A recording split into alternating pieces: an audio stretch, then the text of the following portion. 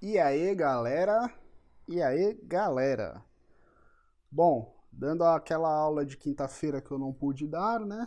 Dado a problemas na minha internet. Primeira vez foi chuva, agora é incêndio no transformador. As próximas duas serão ventania e desabamento.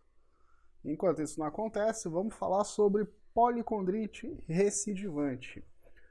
Hoje, dado os temas que nós temos para aula, nós vamos falar de duas patologias, tá? Porque elas são um pouco curtinhas, então dá para desenvolver essas patologias na aula de hoje. A primeira é a policondrite recidivante, que é definida como uma doença inflamatória sistêmica que causa destruição dos tecidos cartilaginosos cuja etiologia, ou seja, a origem do problema, é de natureza autoimune.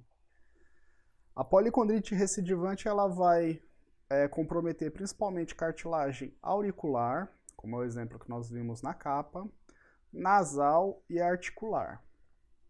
Então, como eu falei nas primeiras aulas, a maioria dos problemas, grande maioria dos problemas reumatológicos vem de alguma resposta autoimune, né? Alguma resposta que o nosso corpo gera contra nós mesmos pela presença de um antígeno, pela presença de uma bactéria, de um vírus, o que quer que seja.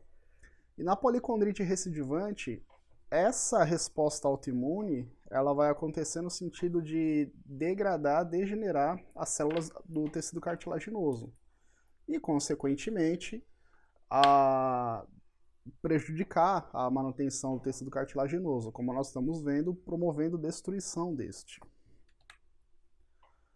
A policondrite recidivante acomete, em sua maioria, pessoas entre 20 a 60 anos, a maioria delas está na faixa dos 40 anos de idade, sem predomínio de sexo, raça ou disposição genética, ligada ao antígeno HLA-DR4. Esse antígeno nós vamos ver o ano inteiro em diversas outras doenças reumatológicas. Este é o antígeno que, presente no nosso organismo, desencadeia a resposta imunológica que vai gerar diversas outras doenças reumatológicas. A policondrite recidivante ela está a 30% dela associada a uma doença hematológica, uma doença relacionada ao nosso tecido sanguíneo ou a uma resposta autoimune. E a sobrevida desses pacientes é de até 5 anos em 75% dos casos, né? Podendo ser mais nos outros 25%. Por quê? Porque a policondrite recidivante ela gera acometimento respiratório e infeccioso nas pessoas. Então, quando eu tenho policondrite recidivante, eu não vou prejudicar as principais regiões prejudicadas serão cartilagem auricular, nasal e na articulação. Só que a cartilagem, tecido cartilaginoso no corpo inteiro é prejudicado. Então, onde eu tiver células de cartilagem, eu posso vir a ter problemas, e isso inclui alguns vasos sanguíneos, inclui o nosso sistema respiratório. Vamos lembrar que a nossa traqueia possui tecido cartilaginoso em sua composição, tá? Dado esse problema, prejudicando respiração e prejudicando trocas gasosas, eu posso vir a prejudicar minha respiração, prejudicar a circulação sanguínea, e esse fator faz com que a sobrevida de 3/4 dos pacientes que têm policondrite recidivante seja de até 5 anos após o diagnóstico. Claro, eu vou precisar fazer um tratamento direcionado, um tratamento adequado não só para policondrite, quanto para os sintomas externos às articulações que a policondrite pode gerar. Então, se eu passar a ter problema circulatório, eu vou ter que tratar a policondrite e o sistema circulatório. Se eu tiver problema respiratório, trato a policondrite e o sistema respiratório, e assim sucessivamente. Bom, vamos explorar então os três principais tipos de policondrite, né? Primeira, a auricular, que é o aspecto clínico mais frequente, tá?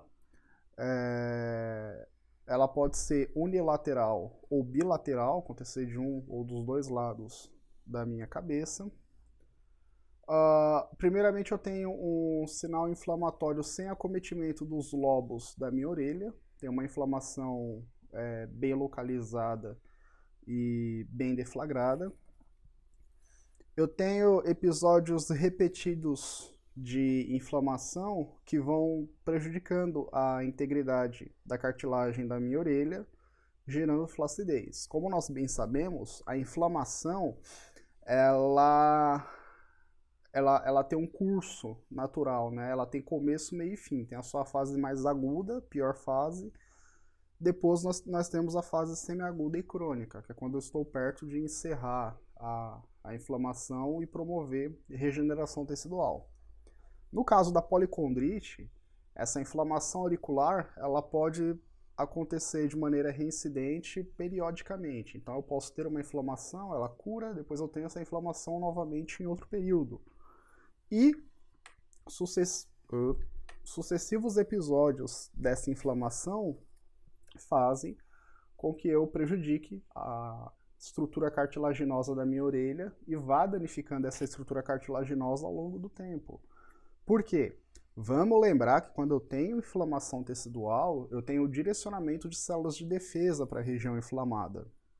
Essas células de defesa vão atuar no sentido de tentar resolver o problema que está gerando a inflamação. A presença de um vírus, de uma bactéria ou de um agente tóxico que está gerando lesão tecidual, que é o que deflagra a inflamação. No caso da condrite auricular, ainda que a cartilagem em si não esteja gerando o processo inflamatório, como ela está sofrendo um processo inflamatório, as células de defesa, ao tentar resolver o problema, acabam atacando o próprio tecido, aumentando ainda mais esse problema. Então, as próprias células de defesa são responsáveis por gerar essa destruição tecidual ao longo do tempo, com várias inflamações seguidas. O edema no conduto auditivo pode levar à perda auditiva, né? Então, o fato de eu ter um processo inflamatório deflagrado, eu posso, com certeza, eu vou ter edema, e esse edema não vai estar só no meu lobo, na minha orelha, vai estar em toda a minha estrutura auricular, e isso pode fazer com que eu perca a audição ao longo do tempo. Além disso, também vasculites, ou seja, inflamações nos vasos sanguíneos que irrigam a minha orelha, pode gerar acometimento coclear ou vestibular, ou seja, uma condrite auricular pode prejudicar não só a minha audição, como também prejudicar o meu equilíbrio. Nessa outra foto aqui nós podemos ver a condrite nasal, tá? Eu coloquei uma tarja aqui para fechar os olhos da paciente, mas nós vemos que o nariz tem um tamanho diminuído anormal, ele tem um desalinhamento num tamanho anormal em sua diminuição. Por quê? Porque eu tenho um comprometimento da cartilagem nasal também nesse quadro, que é o que nós chamamos de nariz em cela, que é quando eu tenho esse nariz mais achatadinho, olhando no perfil lateral, e olhando de perfil, né? E olhando a pessoa frontalmente, eu percebo que há um desalinhamento da estrutura da cartilagem do nariz. Eu posso vir a ter sintomas respiratórios, né? Ou seja, eu posso vir a prejudicar a minha troca gasosa pela liberação de dióxido de carbono que acontece pela boca e pela minha inspiração pelo nariz. Mas o principal problema está quando a condrite nasal passa a acometer também outras estruturas do sistema respiratório. No caso, traqueia e brônquios, né? Onde eu tenho anéis cartilaginosos nessas estruturas. E tendo o processo inflamatório nessas estruturas também, eu posso vir a degradar essas estruturas e prejudicar o meu paciente. No caso, agravar problemas respiratórios no meu paciente. Condrite articular, né? A maioria dos pacientes, quando vou fazer o diagnóstico de policondrite recidivante, ela é policondrite justamente porque é uma condrite que pode acontecer em diversas regiões do corpo.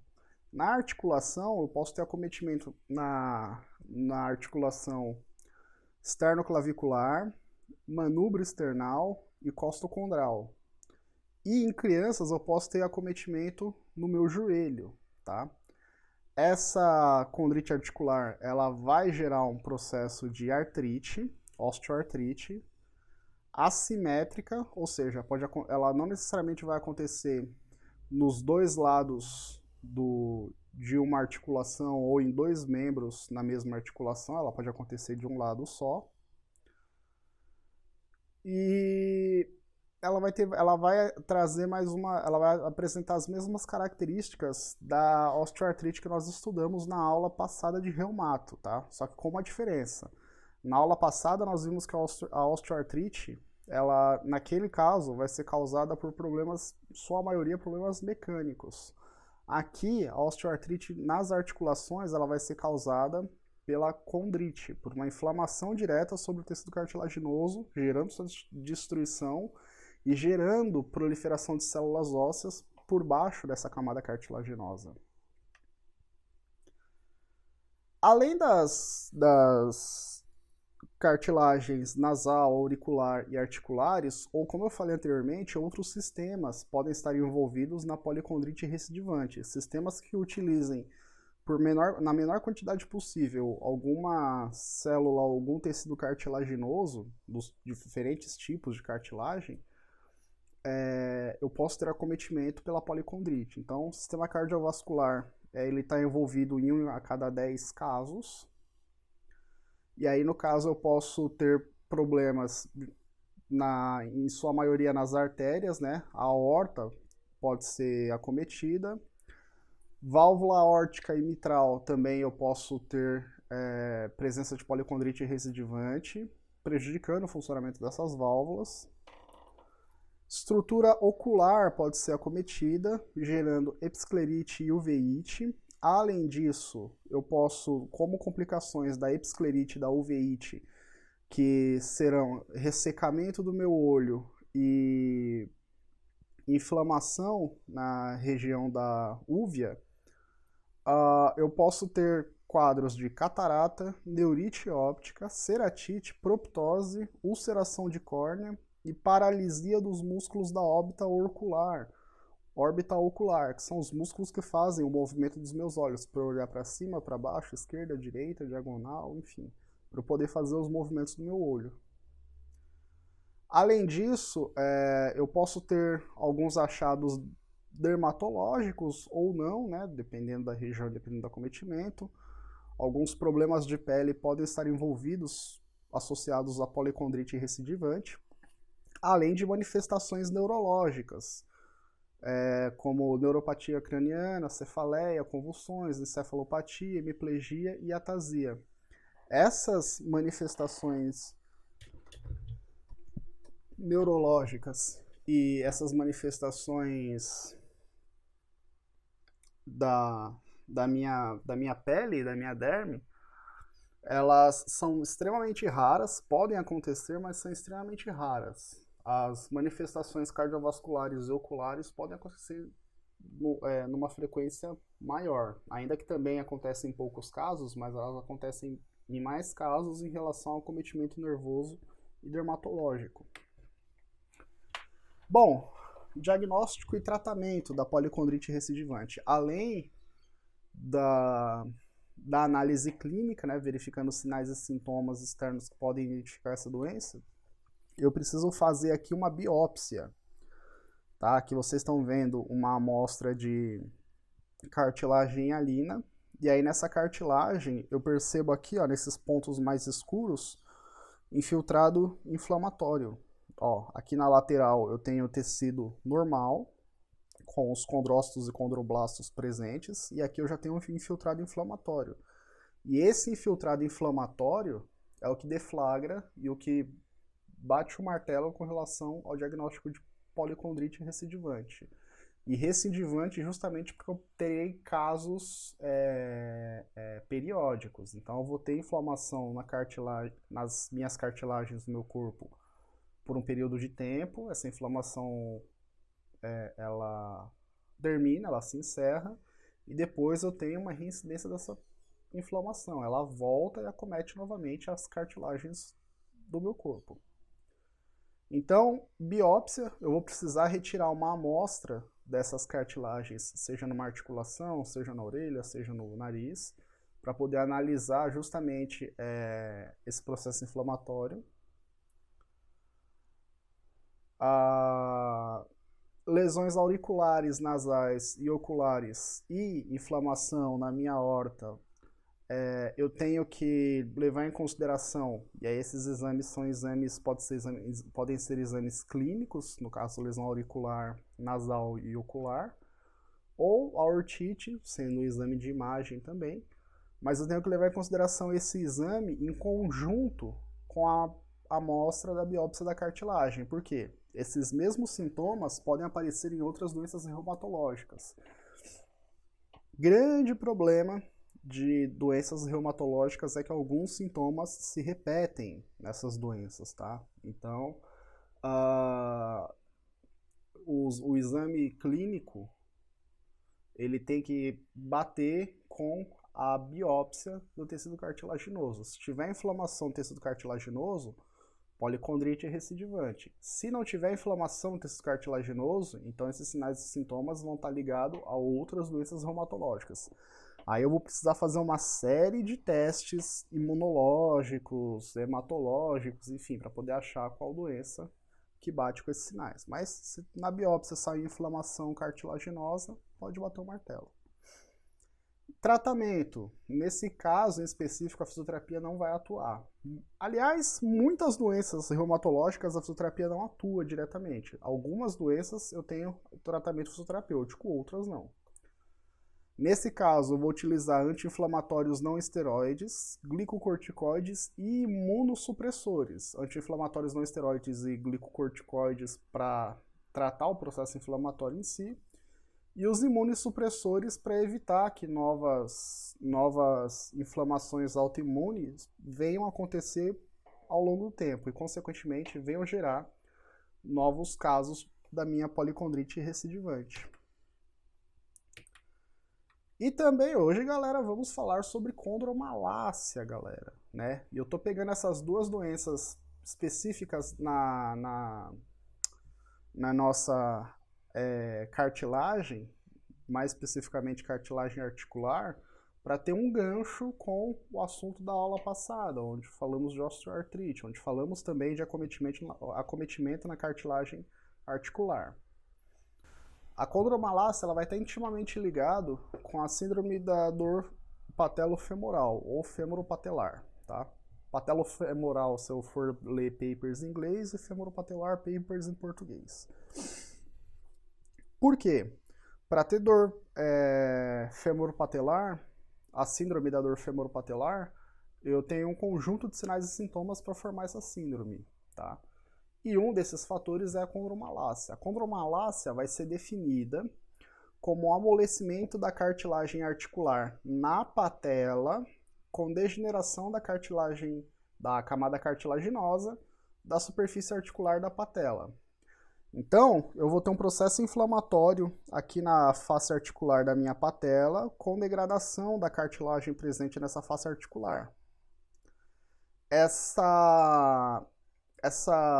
Esse amolecimento da cartilagem articular da patela pode estar relacionado à má nutrição da cartilagem ou sobrecarga mecânica, principalmente pacientes com excesso de peso corporal. Maior incidência da condromalácia em mulheres com excesso de peso, e conforme a idade passa, pior fica o quadro dessa paciente. Falando de dor femoropatelar, a maioria dos casos é de origem idiopática, ou seja, não tem uma causa específica ligada a nenhuma doença ou condição genética. E aqui, especificamente, falando da condromalácia, a condromalácia, na maioria dos casos, ela vai acontecer por excesso de peso e de pressão na articulação femoropatelar. E aí eu começo a ter esse quadro de amolecimento da cartilagem articular. Eu começo a degenerar a cartilagem presente na articulação da patela e, consequentemente, prejudico a prejudico a função desse tecido na minha flexo-extensão de joelho. E aí, fatores que podem gerar condromalácia. Fatores mecânicos, trauma direto sobre a articulação femoropatelar, forças intrínsecas excessivas de compressão ou tensão, pinçamento de estruturas intraarticulares, aumento de pressão intraóssea e pressões barométricas, ou seja, pressões dentro da minha articulação. Então, para eu fazer um diagnóstico de condromalácia, eu preciso de um exame de imagem que aponte especificamente a presença da condromalácia. Como a condromalácia é gerada, como eu falei anteriormente, são as mesmas causas, algumas das causas da síndrome da dor femoropatelar. Em sua maioria, excesso de pressão sobre a articulação femoropatelar. Essa pressão, ela pode estar ligada a desalinhamento da articulação do joelho, no caso, desalinhamento do fêmur em relação à tíbia. Pode estar ligado a excesso de compressão sobre a articulação femoropatelar pela quantidade de movimentos que eu faço, principalmente se eu fico muito tempo com o joelho em flexão, se eu faço muito agachamento ou se eu tenho excesso de peso. Aumento de pressão intraóssea ou alterações barométricas, ou seja, aumento de pressão intraóssea, seja por compressão dessa articulação ou por movimentos excessivamente fortes durante a minha flexão de joelho, muito agachamento, ou então eu trabalhar carregando muito peso do ponto A ao ponto B, ou até mesmo qualquer situação que possa, por exemplo, gerar edema na região da articulação do joelho. A presença do edema, ela aumenta a pressão sobre essa articulação e predispõe a poder gerar a minha condromalácia. Fatores químicos. Presença de citocinas, deflagra o processo inflamatório. Esse processo inflamatório, as células de defesa que o processo inflamatório movimenta, elas podem prejudicar a nutrição e a função da minha camada cartilaginosa da articulação femoropatelar.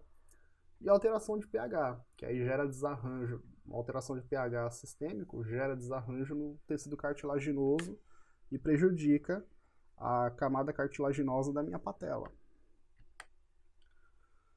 E aí a condromalácia, ela vai ter 4 tipos de classificação, galera. Vai de 1 a 4. No primeiro aqui eu tenho um amolecimento da minha cartilagem, eu tenho ainda manutenção da estrutura de boa parte da face articular, mas eu começo a ter um amolecimento dessa cartilagem. Na condromalácia grau 2, fragmentação e fissura na cartilagem de até 1,5 cm, né? Um valor igual ou inferior a 1,5 cm. Quando essa fissura e essa fragmentação aumenta de 1,5 cm para mais na minha patela, eu já tenho condromalácia grau 3. E grau 4, erosão da cartilagem com exposição do osso subcondral. Aí aqui a condromalácia já pode, por exemplo, dar lugar a uma osteoartrite. E aí o que acontece? Essa degradação progressiva da minha cartilagem articular, ela prejudica o movimento de deslizamento da minha patela durante a flexo-extensão na articulação femoropatelar. A nossa patela se movimenta verticalmente durante a flexão e extensão de joelho, e ela só consegue fazer esse movimento porque eu tenho superfícies no fêmur e na patela lisas e lubrificadas para que esse movimento ocorra de maneira suave. Uma paciente que tenha um paciente que tenha condromalácia,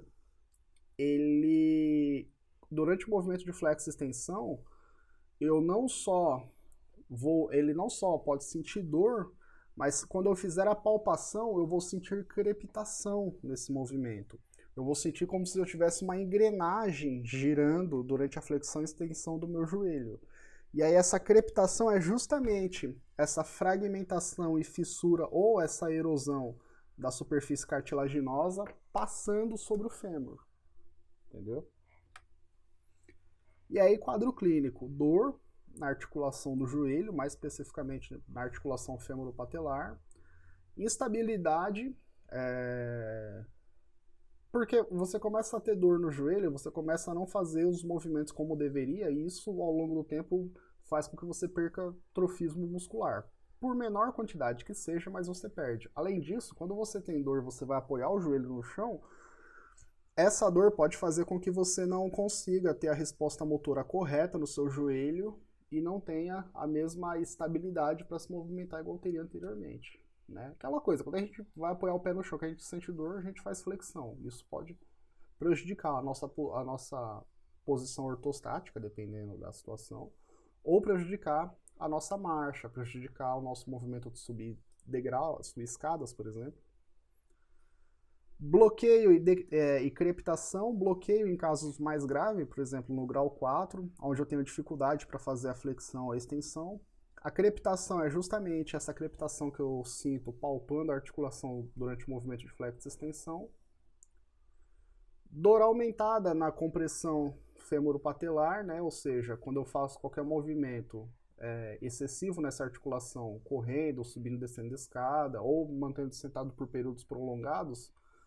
Fraqueza de quadríceps, aquela coisa, onde você tem dor, você não faz tanto movimento. Poupando aquele membro de fazer mais movimento, você tem perda de trofismo muscular.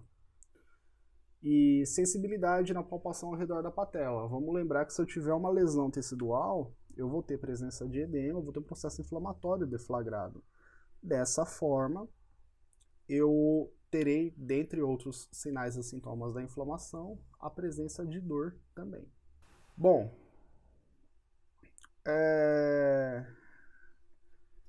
diagnóstico e tratamento da condromalácia.